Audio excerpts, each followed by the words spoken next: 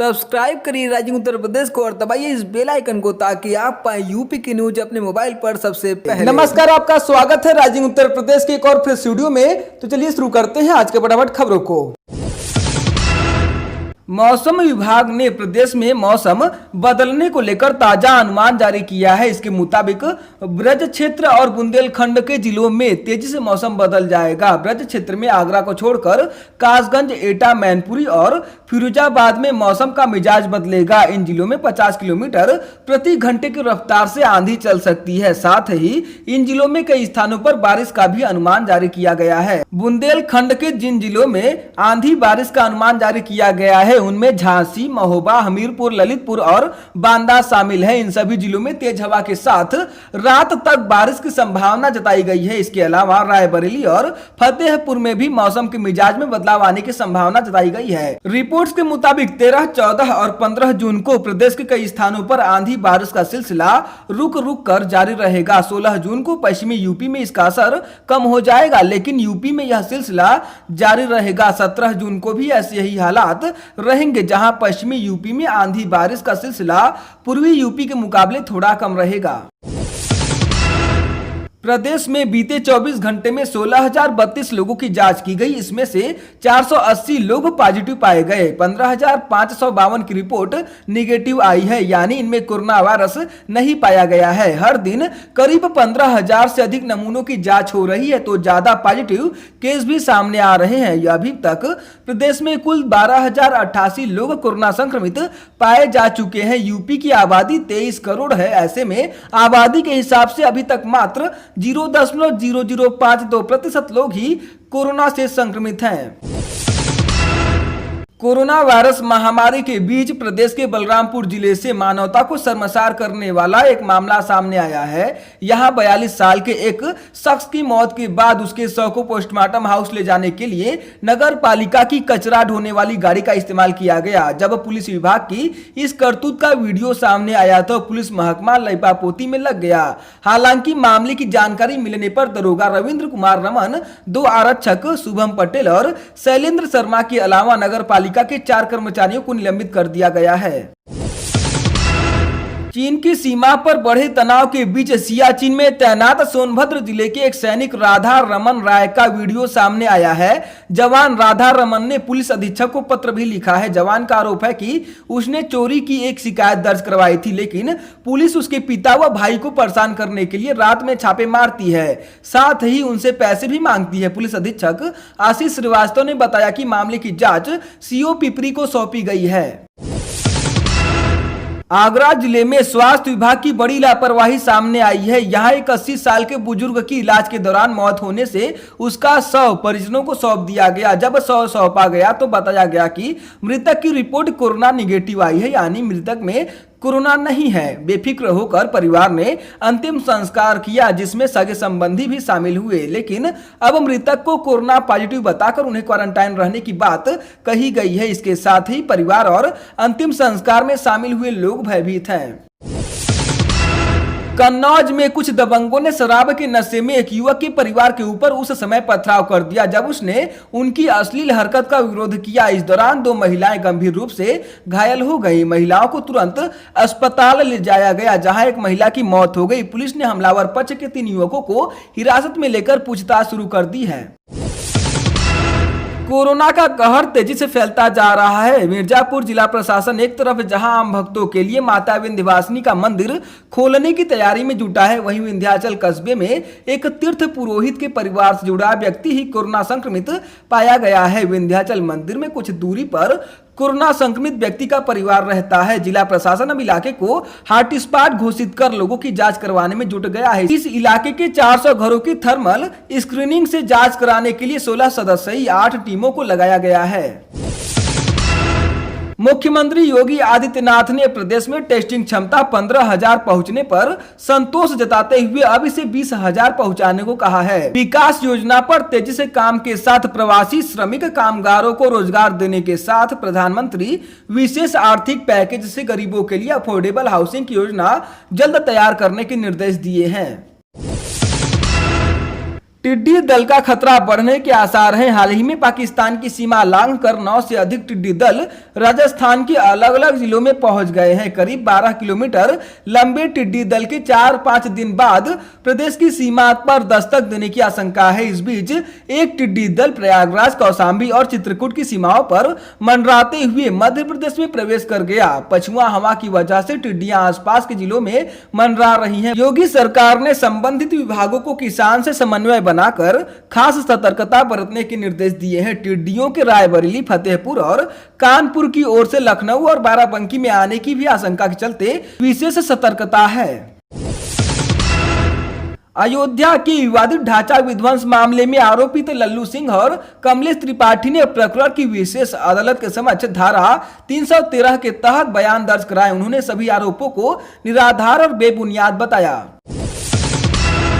बरेली जिले में खाद्य एवं नागरिक आपूर्ति राज्य मंत्री रणवेंद्र प्रताप सिंह ने सर्किट हाउस में मंडलीय विभागीय समीक्षा बैठक के दौरान किसानों तक उचित समर्थन मूल्य नहीं पहुंचने और गेहूं खरीद में अनियमितता करने वाले क्षेत्रीय वितरण अधिकारी, विपणन निरीक्षक के खिलाफ एफआईआर और निलंबन की कार्रवाई के निर्देश जारी किए। उन्होंने कहा कि 1 रुपए का भ्रष्टाचार करने वालों पर भी एफआईआर होनी चाहिए। 2 घंटे चली समीक्षा बैठक में मंत्री के तेवर सख्त रहे। केंद्रीय मानव संसाधन विकास मंत्रालय ने नेशनल इंस्टीट्यूट रैंकिंग फ्रेमवर्क जारी किया है। इसमें देश भर के चिकित्सा संस्थानों, मेडिकल कॉलेजों, डेंटल कॉलेजों की रैंकिंग जारी की जाती है। नेशनल रैंकिंग में शहर के केजीएमयू पीजीआई में 1 पायदान की गिरावट आई है। बावजूद इसके पीजीआई जहां देश में 5वें नंबर पर जगह बनाने में कामयाब रहा, वहीं पूर्व में 5 नंबर पर काबिज होने वाला केजीएमयू लगातार 2 बार रैंकिंग गिरने से 10 नंबर पर आ गया है।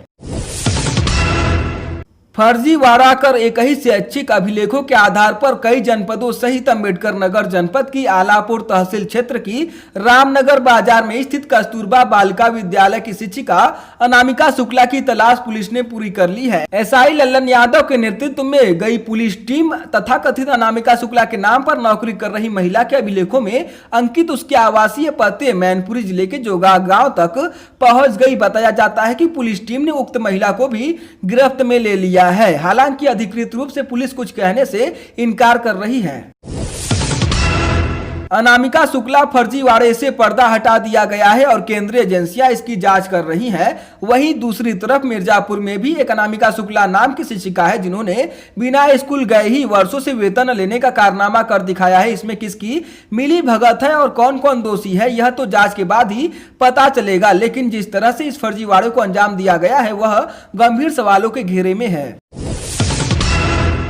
वाराणसी जिले में बीएचयू लैब से 309 सैंपल की रिपोर्ट प्राप्त हुए हैं। जनपद में 6 नए कोरोना पॉजिटिव केस सामने आए हैं। कोरोना पॉजिटिव मरीजों की संख्या 252 हो गई है। 169 लोग ठीक होकर घर जा चुके हैं। मरीजों की संख्या 78 है। हॉटस्पॉट की संख्या जनपद में 127 हो गई है। बनारस हिंदू यूनिवर्सिटी का एक मेडिकल स्टूडेंट विंध्याचल की पहाड़ियों से अचानक गायब हो गया। उसकी बुलेट मिर्जापुर कोतवाली गेट के पास से बरामद हुई है। बिहार का मूल निवासी यह छात्र कुछ महीने पहले भी हॉस्टल से गायब हुआ था तो सारनाथ के पास साधना में लीन पाया गया था। इस बार हॉस्टल से गायब होने पर पहले वह अपने कमरे से देवी देवताओं के चित्र व धार्मिक किताबों को लेकर गायब होने के साथ मोबाइल छोड़ गया। बिहार के गोपालगंज जिले के मोहम्मदपुर का रहने वाला नवनीत पराशर नामक यह छात्र एमबीबीएस की पढ़ाई कर रहा है। प्रयागराज के यमुना पार के घूरपुर इलाके में एक युवती की अगवा कर हत्या कर दी गई। हत्या के बाद शव को चरी के खेत में छिपा दिया गया था। युवती के भाई ने गांव के एक युवक पर शक जताते हुए तहरीर दी। पुलिस ने संदिग्ध युवक को दबोचकर हत्या का पर्दाफाश किया। पुलिस के मुताबिक प्रेम प्रसंग में अपहरण के बाद युवती की हत्या की गई। मेरठ व आसपास के जिलों में भी कोरोना का कहर जारी है। मेरठ में कोरोना से एक और मौत हो गई। यहाँ मृतकों की संख्या 43 पहुंच गई है। 10 नए पॉजिटिव मिलने से संक्रमितों की संख्या 565 हो गई है। अब तक 400 मरीज स्वस्थ हो चुके हैं। एक्टिव केस 122 है। बस्ती जिले के मझुआ बैकुंठ गांव में भूमि विवाद को लेकर 2 पक्षों में जमकर मारपीट हो गई। इसमें 2 युवक लहूलुहान हो गए। उन्हें रौधौली सीएचसी पर लाया गया जहां से प्राथमिक उपचार के बाद चिकित्सकों ने उन्हें जिला अस्पताल रेफर कर दिया गया। दोनों युवक जिला अस्पताल में भर्ती हैं। गौतम बुद्ध नगर के पुलिस आयुक्त ने दबंगों के साथ मिलकर एक युवक के साथ मारपीट करने के आरोप में 2 उप निरीक्षकों को तत्काल प्रभाव से लाइन हाजिर कर दिया। पुलिस आयुक्त के मुताबिक सोशल मीडिया पर एक वीडियो वायरल हुआ है जिसमें उप निरीक्षक महावीर खटाना व पलटू राम एक युवक के साथ मारपीट कर रहे हैं। उन्होंने बताया कि प्रारंभिक जांच के बाद पुलिस आयुक्त आलोक कुमार सिंह ने इस मामले को गंभीरता से लेते हुए तत्काल प्रभाव से दोनों को लाइन हाजिर कर दिया।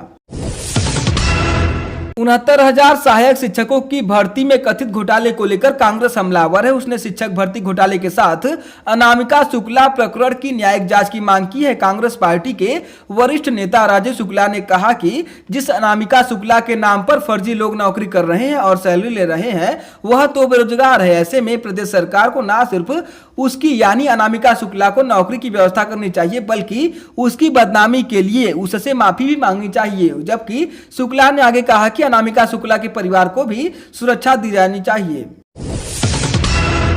समाजवादी पार्टी के राष्ट्रीय अध्यक्ष एवं पूर्व मुख्यमंत्री अखिलेश यादव ने कहा कि प्रदेश में गांव और छोटे शहरों कस्बों से बड़े बड़े सपने लेकर शहरों में पढ़ाई और नौकरी की तलाश में आने वाले छात्रों नौजवानों को समय से मदद की सख्त जरूरत है। वैश्विक महामारी कोरोना के चलते खराब आर्थिक हालातों के मारे भविष्य के पास वर्तमान में कमरे का किराया, खाने पीने और फीस देने का भी इंतजाम नहीं है।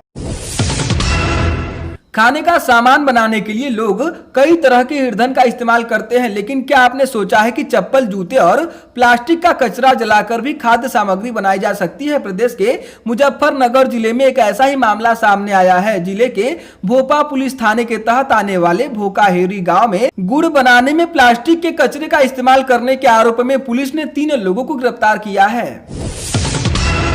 उन्नाव जिले के आसीवन थाना क्षेत्र में एक 10 वर्षीय बालक तालाब में नहाने के दौरान डूब गया। तालाब में शव मिलते ही परिवार में कोहराम मच गया। 14 दिन पहले बेटे के साथ परिजन चंडीगढ़ से लौटे थे जिन्हें गांव के स्कूल में क्वारंटाइन किया गया था। कांग्रेस महासचिव प्रियंका गांधी वाड्रा ने शिक्षक भर्ती को लेकर योगी सरकार पर निशाना साधते हुए कहा कि लाखों युवाओं ने परीक्षा दी, लाखों ने नौकरी की आस लगाई, लाखों ने साल भर इंतजार किया। भाजपा सरकार की नाक तले ये महा घोटाला सिस्टम में बैठे लोगों की 60 गांठ से होता रहा। साल भर इसे दबाए रखा गया। अब सरकार को परीक्षा में शामिल हुए मेहनती छात्रों व सफल हुए लोगों को जवाब देना ही होगा।